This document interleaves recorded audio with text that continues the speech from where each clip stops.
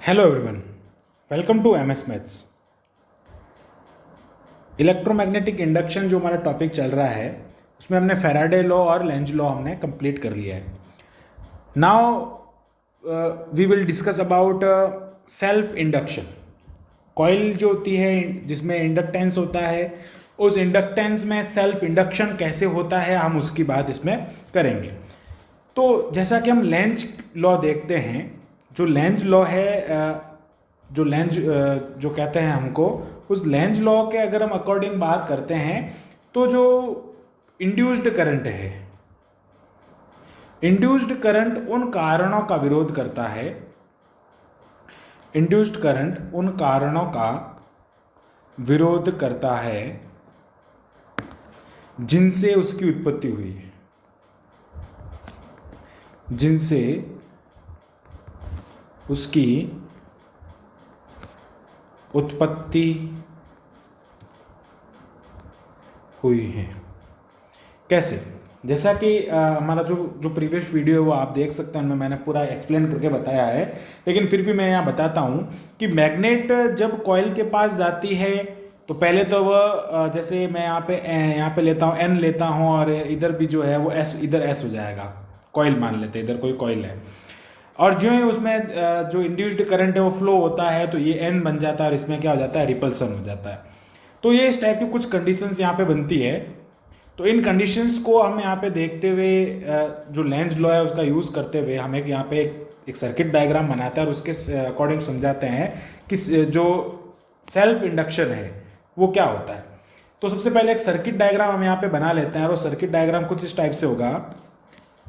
Circuit diagram में हमने एक कॉइल ली है, इंडक्टेंस कॉइल है, और इस कॉइल के साथ में हमने यहाँ पे इसमें एक बैटरी भी लगा रखी है।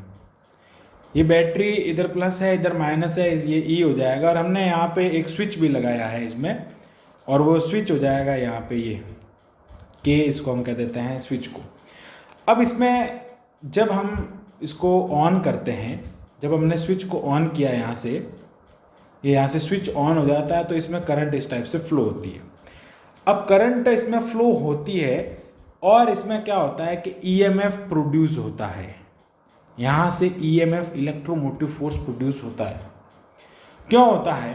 क्योंकि इसमें ये जो धारा है, जो इलेक्ट्रिक करंट है, मेन इलेक्ट्रिक करंट जिसको मुख्य विद्युत धारा कहते हैं, उसमें हमने परिवर्तन किया। पहले यहाँ पे जब हमने ऑफ था, जब स्विच ऑफ था, फर्स्ट हम यहाँ पे बात कर रहे हैं जब स्विच क्या था, ऑफ था, उस टाइम पे धारा का मान जो था, करंट तो जो था वो 0 था। और जब स्विच को हम ऑन करते हैं तो उस टाइम पे धारा का जो मान है वो हमारे पास में कोई ना कोई वैल्यू आती है, नॉट इज इक्वल टू 0 होता है। यहाँ पे मैं लिख देता हूँ नॉट इज इक्वल टू 0। तो यहाँ पे क्या हुआ, change in a value of current, main current. तो मेन करंट जो चेंज होता है उसके कारण, due to changing of the current, यहाँ पे फ्लक्स में चेंज आता है। किसमें चेंज आता है? जो इसका इंडक्टेंस का जो फ्लक्स होता है, जो इस कुंडली का जो फ्लक्स है उसमें क्या होता है, चेंज होता है। अब कुंडली के फ्लक्स में चेंज के कारण क्या होता है, उसमें इलेक्ट्रोमोटिव फोर्स, एक एक्स्ट्रा इलेक्ट्रोमोटिव फोर्स आता है जिसको हम इंड्यूस्ड इलेक्ट्रोमोटिव फोर्स कहते हैं। क्या कहते हैं इसको? इंड्यूस्ड, प्रेरित विद्युत वाहक बल कहते हैं। अब इसमें क्या होती है कि इसकी ऊर्जा, इलेक्ट्रिक करंट है उसमें क्या होती है, यहाँ पे वृद्धि होती है, इंक्रीजिंग होती है। यहाँ पे क्या होती है, इंक्रीजिंग होती है, यहाँ पे इसकी वृद्धि हो जाती है। देन हम बात करते हैं जब हमने स्विच को ऑफ किया। जब हम क्या कर रहे हैं, स्विच को ऑफ कर रहे हैं, मैं यही सर्किट वापस बना रहा हूँ। यहाँ पे हमने इंडक्टेंस का यूज़ कर रहे हैं, ये इंडक्टेंस है, ये यहाँ पे हम एक बैटरी ले रहे हैं, और यहाँ पे मैं क्या कर रहा हूँ, अभी स्विच को ऑफ कर देता हूँ। स्विच जो है के, वो हमारा क्या है, ऑफ है। अब इसमें जो डायरेक्शन है, यहाँ से जो इलेक्ट्रोमोटिव की जो डायरेक्शन थी वो इस टाइप थी, यानी जो मेन इलेक्ट्रिक करंट है उसके विपरीत, उसके अपोजिट डायरेक्शन में, विपरीत दिशा में हमेशा इसकी वैल्यू होती है। फिर हम यहाँ से देखते हैं कि इसमें हमने क्या करना है, यहाँ पे अब जो है ये प्लस हो जाएगा, ये माइनस हो जाएगा और ये ई हो जाएगा। ये यहाँ पे स्विच है, के को मैंने यहाँ पे ऑफ कर रखा है। अब जब के ऑफ होगा तो उस टाइम पे धारा में क्या होगी, कमी होगी। देखो धारा तो ऐसे ही चल रही थी, अब धारा रुक गई।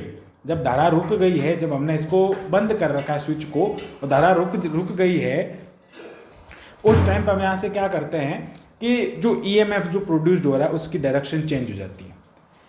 जब कुंडली में धारा प्रवाहित की जाती है इस कॉइल में, तो कुंडली से संबंधित फ्लक्स का मान परिवर्तन हो जाता है। इस बारे में अगर डायग्राम में देखते हैं, मैंने बताया था जैसा कि पहले, उसके फ्लक्स में क्या होता है, चेंज होता है। उस फ्लक्स चेंज के कारण उसके अंदर इंड्यूस्ड ईएमएफ और इंड्यूस्ड धारा का निर्माण होता है।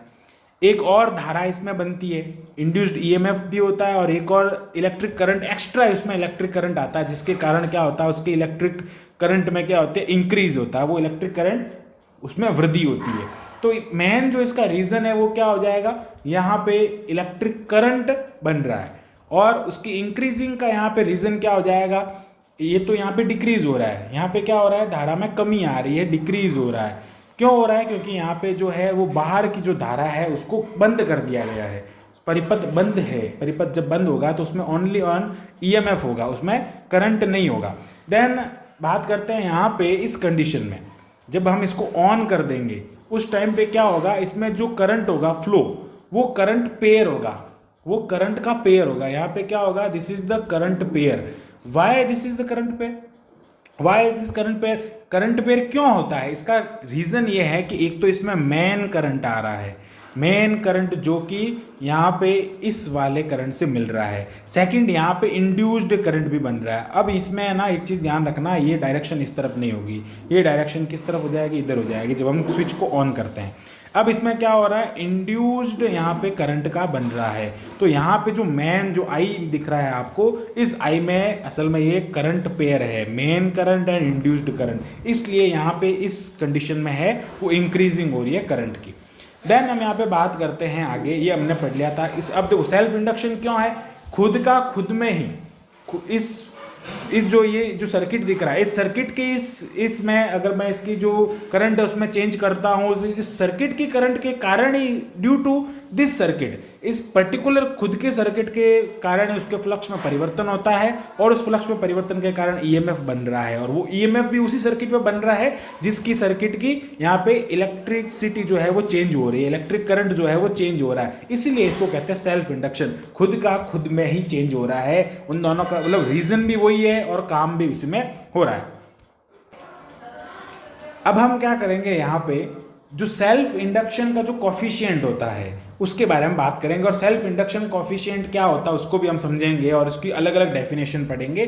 सेल्फ इंडक्शन कॉफिशिएंट जिसको हम एल से रिप्रेजेंट करते हैं। हम इसकी फर्स्ट डेफिनेशन की बात करते हैं सबसे पहले यहाँ पे, what is the first definition of self induction. अब सेल्फ इंडक्शन क्या होता है उसके बारे में बताएंगे। जैसा कि हम जानते हैं कि जो मुख्य धारा जो थी, हमने यहाँ पे क्या ऑब्टेन किया था, क्या गेन किया था कि जो करंट है, मेन करंट है, उसमें अगर चेंज होता है तो फ्लक्स में चेंज होता है और उस फ्लक्स के चेंज के कारण यहाँ पे ईएमएफ प्रोड्यूस होता है। देन इसी यहाँ पे बात करते हैं कि जो फ्लक्स है वो किस पे निर्भर है, किस पे डिपेंड है, आई पे। आई कौन सी, यहाँ पे मैं कैपिटल आई लिख लेता हूँ, कौन सी आई है, जो इसकी मेन करंट है उस पे डिपेंड कर रहा है। ये किस पे डिपेंड कर रहा है, मेन करंट पे डिपेंड कर रहा है, आई पे डिपेंड कर रहा है। आई जो है मेन करंट चेंज होते हैं, इसमें फ्लक्स में चेंज होते हैं, ईएमएफ प्रोड्यूस। देन यहाँ पे हो जाएगा phi is equal to L I. यहाँ से जब इसका जो साइन है प्रोपोर्शनल का वो हटता है तो यहाँ से एल आता है और एल इज इक्वल टू क्या हो जाएगा, फाई अपॉन आई। ये हो जाएगा फाई अपॉन आई। अब इसके मात्रक की बात करते हैं तो इसका यूनिट क्या हो जाएगा, देखते हैं हम यहाँ पे इसकी यूनिट। देखो एल ये कौन है, फाई है, फाई का क्या होता है, वेबर, क्या हो गया, वेबर हो जाएगा। यहाँ से ये हो जाएगा वेबर अपॉन आई जो होता है उसके लिए क्या होता है, एम्पियर। वेबर अपॉन एम्पियर, इसको हम कहते हैं हेनरी। ये क्या होता है, हेनरी होता है। हेनरी एक साइंटिस्ट थे जिनके नाम पे ये रखा गया है और इसको कहते हैं वेबर अपॉन एम्पियर, ये इसकी यूनिट होती है।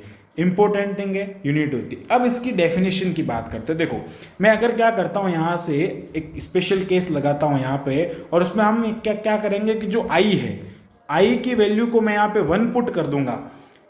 आई की वैल्यू को अगर मैं 1 पुट कर देता हूँ और आई की वैल्यू जब 1 एम्पियर की मेन जो करंट है उसमें चेंज किया जाता है, उस टाइम पे जो फ्लक्स होगा वो किसके इक्वल होगा, coefficient of self induction. Self induction coefficient L के इक्वल होगा। देखो यहाँ से आप जो डेफिनेशन है उसको समझने की कोशिश करें। डेफिनेशन क्या बन रही है, हमने क्या किया कि आई जो है उसकी वैल्यू क्या पुट की है 1। अब जब मैं आई 1 पुट कर दूंगा इस वाली इक्वेशन में, इक्वेशन नंबर 1 यहाँ पे मैं लिख देता हूँ आगे, फ्रॉम इक्वेशन नंबर 1 यहाँ पे मैं लिख देता हूँ फ्रॉम इक्वेशन नंबर 1, उसमें मैं क्या पुट कर रहा हूँ, I is equal to 1 put कर रहा हूँ। Then L is equal to क्या हो जाएगा 5/1 5/1 हो जाएगा, या फिर यहाँ पे क्या हो जाएगा एल इज इक्वल टू ये हो गया 5। जब उसमें 1 एम्पीयर की मुख्य धारा में परिवर्तन किया जाता है, 1 एम्पीयर की मेन करंट में चेंज किया जाता है, तो उस टाइम पे जो फ्लक्स में चेंज होगा वो किसके इक्वल होगा, एल के इक्वल होगा। ये होगी इसकी एक डेफिनेशन। देन हम यहाँ पे इसकी सेकंड डेफिनेशन की बात करते हैं। ये हो जाएगी इसकी सेकंड डेफिनेशन, और वो सेकंड डेफिनेशन कुछ इस टाइप की हो जाएगी। फर्स्ट डेफिनेशन आपको समझ में आई होगी। सेकंड डेफिनेशन की यहाँ पे बात करते हैं कि जो फैराडे सेकंड लॉ होता है, फैराडे के सेकंड लॉ में हम क्या पढ़ते हैं कि जो मैग्नीट्यूड होता है ई का वो क्या होता है d∅dt होता है। यहाँ से क्या हो गया d∅dt के इक्वल होता है। देन यहाँ से देखो फाई इज इक्वल टू क्या है, from equation number 1, from equation number 1 से यहाँ इससे देख लेते चलो फाई इज इक्वल टू क्या है एल आई है। इसको मैं देता हूँ इक्वेशन नंबर ए, यहाँ से मैं लिख देता हूँ इक्वेशन नंबर ए। तो हम यहाँ पे लिखेंगे फ्रॉम इक्वेशन ए, जो ए इक्वेशन है उसमें हम क्या रखेंगे, इसकी वैल्यू पुट करेंगे। ये है फाई की जगह पर हम क्या रखेंगे यहाँ पे एल इंटू आई रख देंगे। तो देखो ये हो जाएगा हमारे पास में ई मॉड, या फिर हम ई रख सकते हैं, इसको सिंपल ई भी कर सकते हैं। तो ये हो जाएगा E is equal to d L I by D t, ये हो जाएगा d L I by D t, and then E is equal to L constant है तो ये हो जाएगा d I by D t. Okay, अब हमको यहाँ से एल की वैल्यू फाइंड कर लिया, तो इसको मैं इसके नीचे भेज देता हूँ। तो ये हो जाएगा L is equal to E upon d I by D t. D I by D t का मतलब क्या हो गया, change. D I by D t क्या हो जाएगा, ये चेंज हो जाएगा। ये यहाँ पे मैं साइड में लिख लेता हूँ अच्छे से कि एल जो है वो क्या हो जाएगा ई upon d I by D T हो गया। अब ये इसके इक्वल हो गया। ये क्या हो गया, change with respect to time.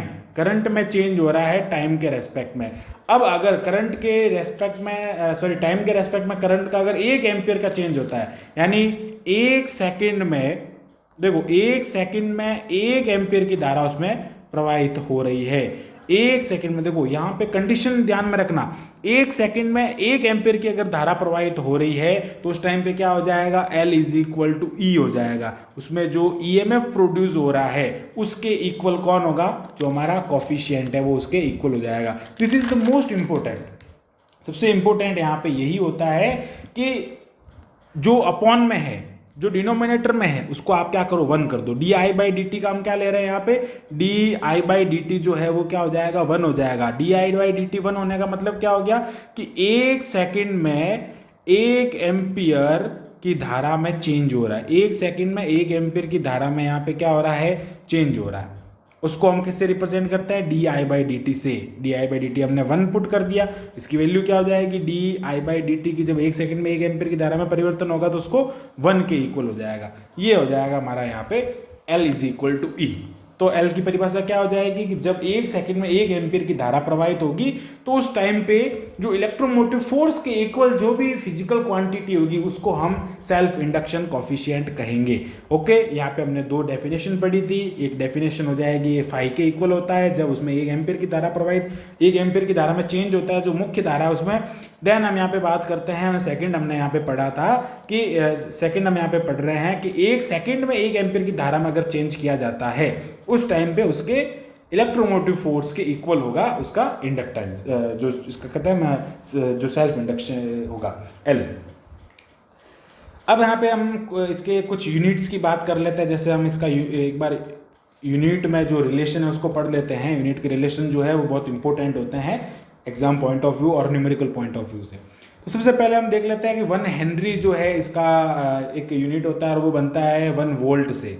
इसकी अगर बात कर लेते हैं इसके बेस्ड पे अगर बात करते हैं तो वो ये हो जाएगा 1 henry is equal to 1 volt upon 1 ampere upon 1 second. ये इसके इक्वल हो जाएगा। तो मतलब क्या हो गया, V into second upon ampere.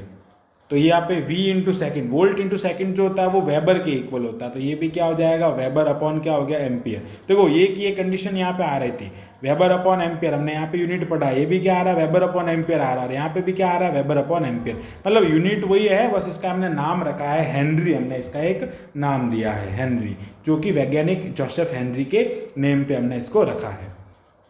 Okay, then हम यहाँ से आगे बात करते हैं, जोसेफ हेनरी के नेम से हमने इसको रखा है। अब आगे यहाँ से हम देख लेते हैं इसकी जो और रिलेशन है।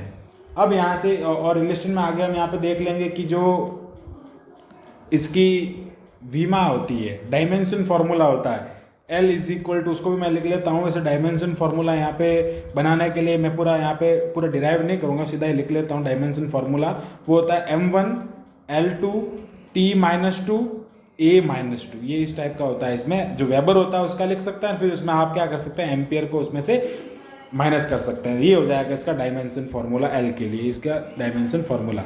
आगे हम पढ़ेंगे म्यूचुअल इंडक्शन और mutual induction coefficient. So thanks for watching this video, बने रहिए हमारे साथ में ऐसे ही पूरा BSc कोर्स के लिए।